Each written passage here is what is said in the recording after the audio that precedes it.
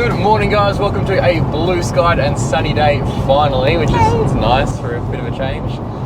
Gave us a bit of warmth this morning to finally dry that tent out, so we left it set up a little bit longer and took a bit longer to get going today because we were. I didn't want to get out of bed. We're on holiday, right? We don't have to get out of bed. That was my idea, or my understanding.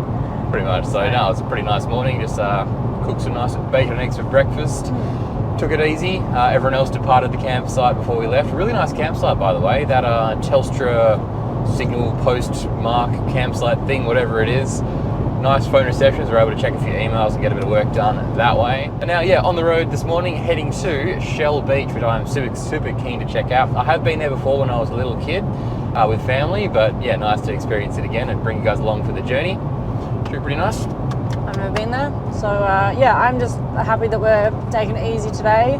I had a pretty good sleep. I woke up a bit. I'm feeling a little bit unwell. I feel like I'm getting a cold, which is not at all uncommon, especially considering I've just finished a term of teaching. So we always expect to get sick in the first week of holidays, but I'm actually not feeling too bad. And I'm no worse than yesterday, really. So yeah, should be fine. I'm feeling fantastic. Just to put that out there. I've been actually sleeping really well last few nights. Like when I'm at home, I tend to stay up late. It's nice when I'm away camping, because especially like last night was so cold, I tend to get to bed a little bit earlier than usual. I don't think Daniel understands the words switch off or holiday because he's just constantly working. So it's still working for him, but it's sort of forcing him to work a little bit less and at least give his body some good, decent sleep, which he definitely doesn't do at home. So and then he's always like, "Oh, it feels so good." It's like, wow, imagine what some sleep can do. The drone has been playing up a little bit for us. It tends to return itself to home and disconnect from its controller after about, 4 or 5 minutes of flying, or sometimes not even. And once it does that, that's kind of it for the next hour or so. Yeah, we don't know why. It loses the connection to the remote control, and it can be anywhere between like 500 meters away and like 1 meter away, and it will still do it. So there's something going on there. We're not sure if it's the remote, the controller or the drone, but yeah, something's happening. Anyway, we are about 3 minutes away from Shell Beach.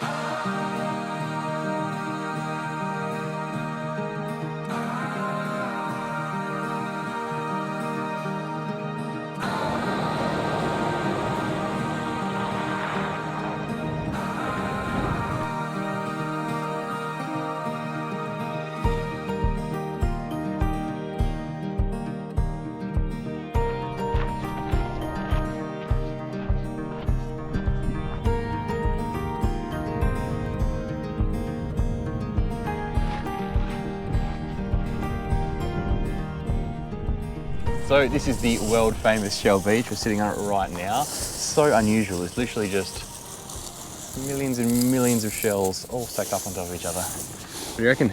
It's pretty good. I'm just trying to give myself a foot massage. The water here is like twice as, I can't remember what the sign said. Twice as salty as a regular beach. So of course you can swim. You're going to be more buoyant than usual because the salt. You'll come out.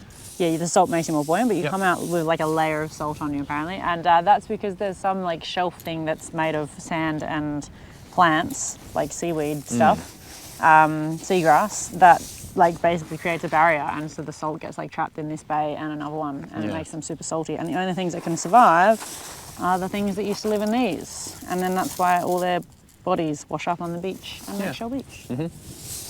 Hence 1 million shells. I learned that from the sign. So another top tip too is if you like have a cut or anything, come here, go soak in this nice salty water for half an hour and your injuries will be cleared up in no time at all. So yeah, very cool place, do recommend, and it's right on the main route into Denham and the whole Francois Peron National Park. So for the sake of like a 2-minute pull off the side of the road, definitely worth coming to check out. Very unique, very rare place and very interesting. And it is just as advertised, just as like you see on Instagram, nothing but shells all across the beach.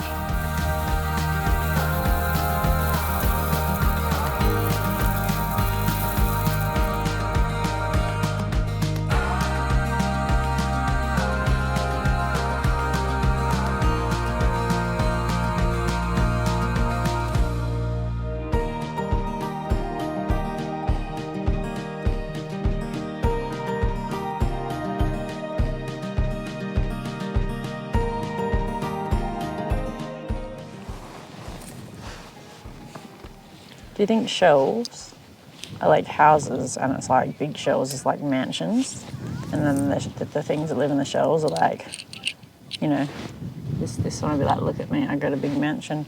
This one's just like an average 4x2. Do you think crustaceans store all their belongings on a shelf? They'd have to. Technically, we're sitting on the skeletons of hundreds of thousands of dead animals right now. I'm loving it. And do you think if, like, one of the family members keeps all their stuff on, like, all this, like, takes up the whole thing, they're being a bit selfish?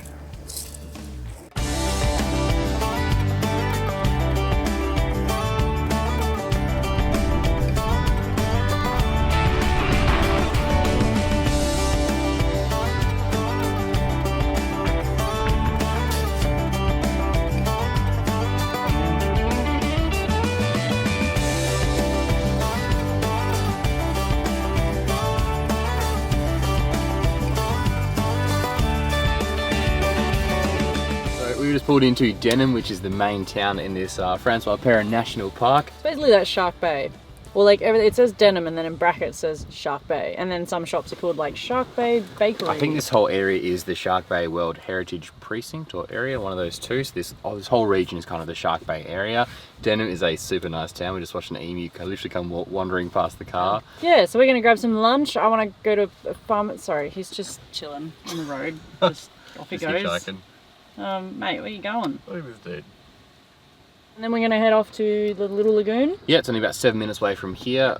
Awesome looking spot based on the pictures we've seen. And then we're hoping we can camp at Big Lagoon. So let's go and enjoy the town. Yeah, I am hungry.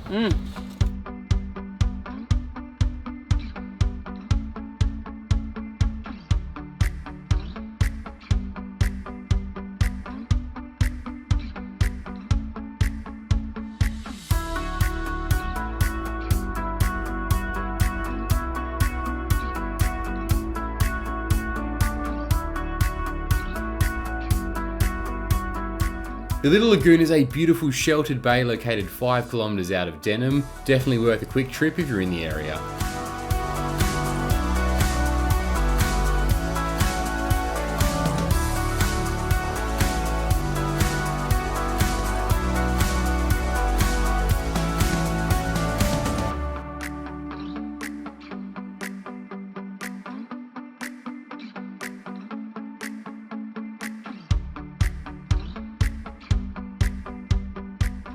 After checking out the Little Lagoon, we made our way into the Francois Peron National Park, stopping at the entry to pay our camping fees for the rest of the week.